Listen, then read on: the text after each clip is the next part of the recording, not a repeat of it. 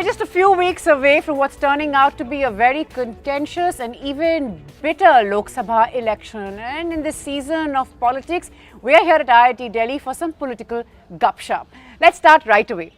You know, of course, leaving aside the cliches of brightest minds, best students, etc., etc., when we compare an IIT campus to, say, other campuses, JNU, of course, but even DU, etc. These, of course, I'm drawing from here in Delhi, but looking at other campuses outside, the IIT somehow seem to be the ones with the least political activism. Is that a fair point, and why is that?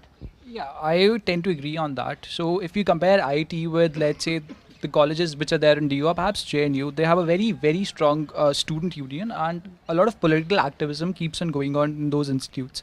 I guess that's primarily motivated by the fact that people opt for politics after they pass out from those colleges, and in IIT the primary focus of students is getting a job.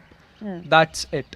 So, and perhaps that is to an extent because of the pressure that people tend to face from their peers and from the outside world to procure a job, and that is one of the reasons why people in IIT don't end up going for politics. And you have some sort of a political post, if I may call that, but you don't see yourself dabbling in politics. Yeah, so I am currently the student representative of the Student Affairs Council in the institute, and so again, because of the lack of political activism, the post of the student secretary in the institute is only limited to an administrator and not a policy maker per se.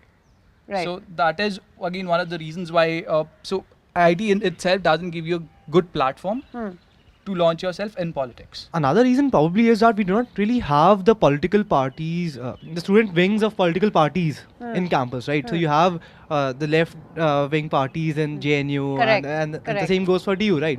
So here, since there are no political parties, no one really thought about capitalizing on the students of the campus. Now when the Aam Aadmi Party came, there was this whole IITian thing to the Aam Aadmi Party, because he was from there, yeah. And because of that, they actually roped in a lot of students of IIT to campaign for the party. So I'm no Aam Aadmi Party supporter, and I must stress here that not all IITians are pro Aam Aadmi Party. So that's an unfair conclusion to make. But yes, there are many of us who have actively campaigned for the party. They have handled constituencies, and that shows that the political activism can happen if the parties also make an attempt. Right. Yeah. That's of course an important point to make, but also coming back to this point of, you know, this activism that we're talking about, this politics that we're talking about, do you believe that that again comes back to those who perhaps say that when you're at IITs you tend to be insular? Is it sort of coming from there? Well, I wouldn't quite say it's because of that. I would rather say if you don't just look at the IITs, look at the engineering colleges across the country, you will not see much political participation there. One of the reasons is that our academic curriculum per se does not allot us that much time. A humanities curriculum that is studied in JNU and DU enables them to have that kind of time, because when we go ahead, what do we have? We have assignments to do at night, we have projects to pick up, we have lots of academical pressure in terms of time. So what's left is that when we have any time left, we go to sleep. We don't decide to go on a political activity. Right. I'll get you quickly to respond to that, and then I'll open it up. Yeah, I should also stress it's not just the time, it's also the kind of curriculum. So the humanities curriculum would also offer a lot more courses on political science or or history per se, political history and stuff, which makes them a lot more aware and a lot more involved in the political activity. While our courses, engineering, mechanical, electrical, they do not directly linked. They're not directly linked to the political activity which is happening. So it's unfair for the people to expect us to dabble so much into political activism, because the people in, say, JNU, DU, they are a lot more involved because of even the courses itself, not just the time. Correct. Yeah. But is this election something that you guys are like talking about? Do you guys talk a lot of politics even though you're not actively involved in it? How do you see this election that's shaping up? Did you have like strong political views on it? Yes, this election will be one of the it'll have an impact on the elections that will be coming. One of the things will be AAP, because I'm not a supporter of AAP, but I really appreciate the kind of change, the kind of wind that they have brought with them. Most of the parties, national parties, regional parties, they are changing. They know that the mandate that they need to get from people. Now you have to involve people in that. You cannot directly frame policies without involving people in it. So community participation in politics is one of the major concern, was the major concern before this election, and I think that this time there there are initiatives like Chai Pe Charcha by Narendra Modi. So at least I don't know how much true they are and how much do they really want to do, but at least that all the parties are taking initiatives, and that is, I mean, one of the good things about this election. Yeah, I think that this again underscoring the fact that you need to really reach out, and again it's making it everyone's. He has Arvind Kejriwal, whether you're supporting him or not aside, has brought the focus back on the Aam Aadmi and all of that. What is the one thing that you would like to see policymakers do, say for education, do for IITs for the next government? If there's a new HRD minister and you had something to say with the IITs or you guys in mind, or not even the IITs, the job world, what is the one thing that you would ask for? Anyone? Give us 2 years to decide our specialization like it works abroad. I mean, I've seen friends go and take 2 whole years to decide, and at the end of 2 years, I'm stuck. I mean, I can't even go too far in my own field. Okay. Too far away from the center. So if that can So you're saying give us more time? give us more time and the freedom to choose. Right. Okay. Anyone else with something else, some wish list? Yeah, this is not just for IITs, this is for secondary education in India, all over the place. Pay the faculty more. You're not gonna have good people in the field unless you incentivize them. Because what makes an educational system is the faculty. And if you don't pay the teachers enough, you're not gonna get good results. If you look at the political side of things in IIT, one thing that actually affects students quite seriously is the recent, what people say, the dilution of the branding of IITs. Like with the increasing number of new institutions, people feel that the IIT brand has been diluted. And But do you feel that too, as someone here? Do you feel that too, or is that just well, a if you very look, sort of small number of people? if you look at it from as a person perhaps from outside India, for him it doesn't make much of a difference because he doesn't know what actually like about this dilution that is happening.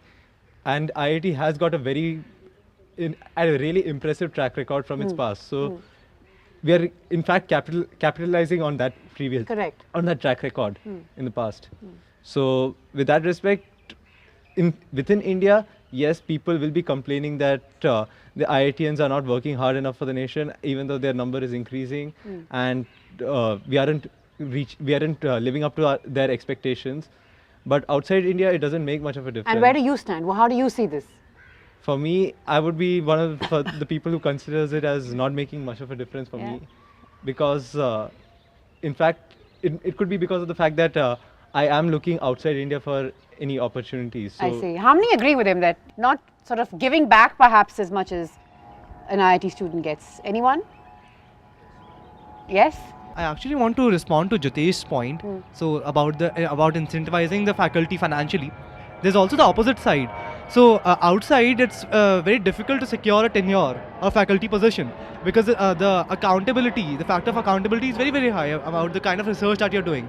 While the same is not true for faculty here. So the administration does not really hold the faculty accountable about the kind of research or the amount of research or the quality of research that they're doing. And so the faculty position here is somehow a little less productive, if that's the politically correct word, than it should probably be. Right. And that would also help probably in the financial incentivization. Right. That's of course another thought there. Apart from that, it is said that IITs are not giving enough research work to the country itself.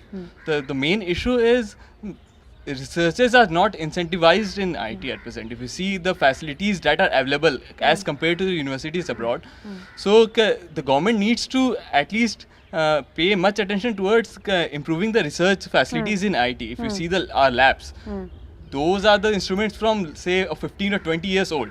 Even a new institute, a private institute would have got a better instrument than say IIT. So that needs to be upgraded and considered before criticizing that they are not giving enough. That in fact is a common thread that I've heard, that the fact that give more emphasis to research, the research that we do now is going to help say, 20 years later we will, and if we don't do it, we're going to sort of feel that we really missed the bus when we had the chance. So perhaps we can add that.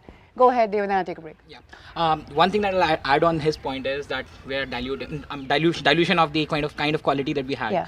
One thing that I would like my minister to do, bringing the debate Yes, back on politics, is absolutely. that reconsider how the reservation politics is done and how reservation has been, the whole process of reservation. Give reservation at primary level, maybe reservation on basis of the amount of your financial status, and that will actually help in revitalizing the whole quality that we have in IIT. Reservation, of course, being one of the key debates when we talk about education in the country. You're disagreeing? I agree that I think reservation is necessary. I agree with this point that probably at the primary and secondary Yes. level it's better. Start early. Yeah, start early. Right. And so, because that creates a more sustainable system than the one we have right now. Whether or not it affects the quality, I wouldn't want to comment about that. And I strongly believe that reservation on the basis of economic status it's just not feasible in a country like India. Right. But we need to recognize the need. You need to question why was reservation introduced in the first Right. place, and then slowly build up from there, rather than using are we, it are as we a working on making India a kind of country where reservation will no longer be needed? right, being, of exactly, course, because I don't being very right key. now I think the But- policies which are in place aren't very sustainable. Right. So exactly. they- How you long can't- can they last? How long can Exactly. it carry on? This, of course, being a key debate. Reservation. We're taking a quick break now. We're back with lots more as we try and get into the mind of an IITian and what keeps them away from politics. People should vote for individual rather than for parties.